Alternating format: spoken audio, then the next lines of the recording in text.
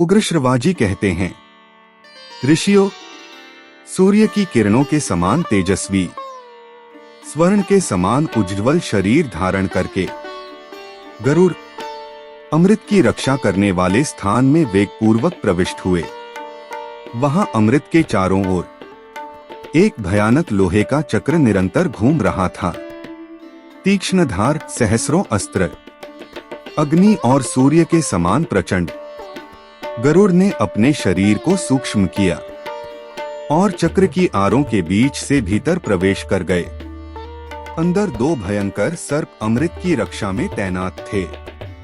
लपलपाती जीभ, दहकती दृष्टि और विषैली देह। गरुड़ ने धूल उड़ाकर उनकी आंखें बंद की, चोंच और पंजों से उन्हें परास्त किया, चक्र को तोड़ा और अमृत कलश लेकर आकाश में उड़ चले। उन्होंने स्वयं अमृत नहीं पिया, वे सीधे सर्पों की ओर चले। मार्ग में उन्हें भगवान विष्णु के दर्शन हुए। गरुड़ के मन में अमृत पीने का लोभ नहीं था। यह देखकर भगवान अत्यंत प्रसन्न हुए। भगवान बोले, गरुड़, वर मांगो।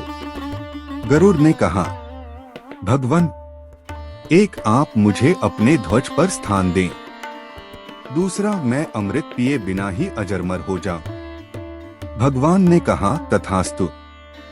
फिर गरुड़ बोले, अब मैं भी आपको वर देना चाहता हूँ। भगवान विष्णु ने कहा, तुम मेरे वाहन बनो। गरुड़ ने सहर्ष स्वीकार किया। उधर देवराज इंद्र ने गरुड़ को अमृत ले जाते देखा। उन्होंने क्रोध में वज्र चलाया। गरुड़ हंसते हुए बोले, इंद्र, जिनकी अस्थियों से यह वज्र बना है, उनके सम्मान में मैं अपना एक पंख त्यागता हूँ। वज्र से उन्हें तनिक भी पीड़ा नहीं हुई। गरुड़ का एक पंख गिरा। देवताओं ने उन्हें सुपर्ण कहा। इंद्र चकित हुए और बोले, पक्षीराज, मैं आपकी मित्रता चाहता हूँ। गरुड़ ने कहा, मित्रता स्वीकार है। जहाँ तक बल की बात है, मैं संपूर्ण पृथ्वी को एक पंख पर उठाकर उड़ सकता हूँ। इंद्र ने अमृत मांगा। गरुड़ बोले, मैं इसे किसी को पिलाने नहीं लाया। जहाँ रखूंगा वहां से आप उठा लीजिए। फिर गरुड़ ने वर मांगा, ये दुष्ट सर्प ही मेरा भोजन बने। इंद्र ने कहा, तथास्तु। गरुड़ अमृत लेकर सर्पों के पास पहुंचे। उनकी माता विंता भी वहीं थीं। गरुड़ ने कहा, यह अमृत लो, पर पहले स्नान करके पवित्र हो जाओ। मैं इसे कुशा पर रख देता हूँ। सर्प स्नान करने चले गए।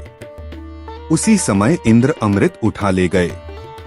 लौटकर सर्पों ने देखा, अमृत नहीं था। उन्हें समझ आया, यह उसी छल का फल है जो उन्होंने विंता के साथ किया था। उन्होंने सोचा, शायद कुशा पर अमृत की कुछ बूंदें लगी हों। वे कुशा चाटने लगे।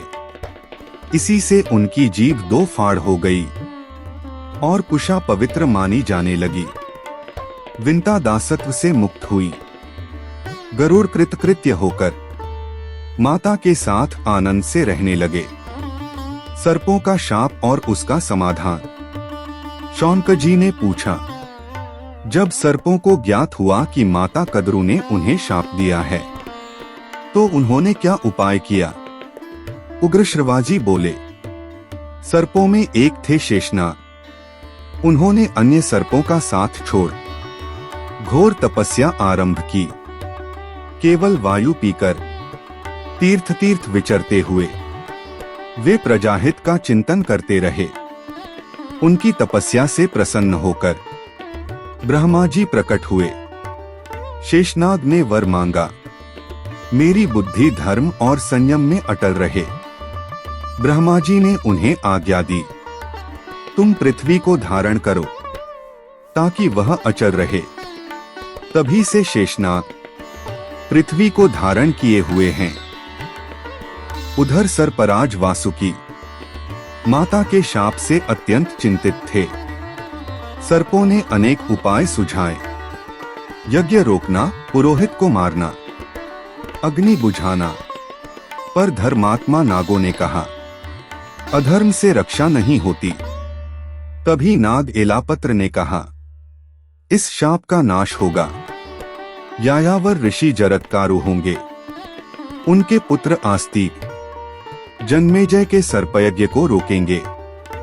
ब्रह्मा जी ने भी यही भविष्यवाणी की थी कि वासुकी की बहन जरत्कारु का विवाह ऋषि जरत्कारु से होगा और आस्तिक जन्म लेंगे। सर्पों ने यही उपाय स्वीकार किया। यहीं से आस्तिक ऋषि की कथा का महान मार्ग प्रशस्त होता है, जो आगे चलकर सर्पों का संहार रोकेंगे।